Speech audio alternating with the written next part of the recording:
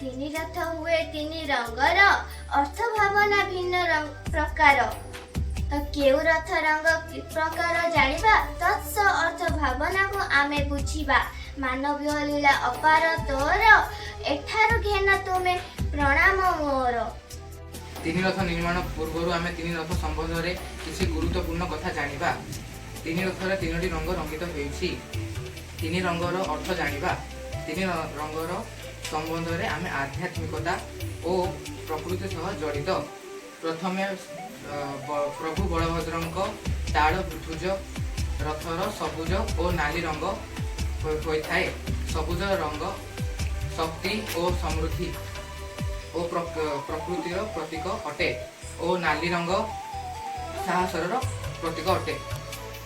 ତତ୍ପରେ ଭଉଣୀ ସୁଭଦ୍ରାଙ୍କର ଦେବଦଳନ ରଥର ରଙ୍ଗ କଳା ଓ ନାଲି ହୋଇଥାଏ।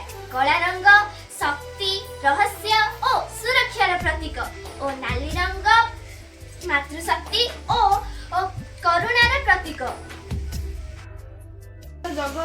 ନାଥ ଜଗନ୍ନାଥଙ୍କ ନନ୍ଦିଘୋଷ ରଥର ରଙ୍ଗ ହଳଦିଆ ଓ ନାଲି ହୋଇଛି। ହଳଦିଆ ରଙ୍ଗର ଅର୍ଥ ହେଉଛି ଜ୍ଞାନ, ଦିବ୍ୟତା, କୃପାର ପ୍ରତୀକ। ନାଲି ରଙ୍ଗର ଅର୍ଥ ହେଉଛି ଭକ୍ତି ଓ ପ୍ରେମର ପ୍ରତୀକ। ଏହିପରି ରଥଯାତ୍ରା ସମୟରେ ତିନି ରଥର ଅଲଗା ଅଲଗା ରଙ୍ଗ ଆଧ୍ୟାତ୍ମିକତା ବାର୍ତ୍ତା ଦେଇଥାଏ। ତିନି ଠାକୁରଙ୍କ ବିଷୟରେ ଆହୁରି ଜାଣିବା ପାଇଁ ଆମ ଚ୍ୟାନେଲକୁ ଲାଇକ୍, ସେୟାର, ସବସ୍କ୍ରାଇବ କରନ୍ତୁ। ଜୟ ଜଗନ୍ନାଥ।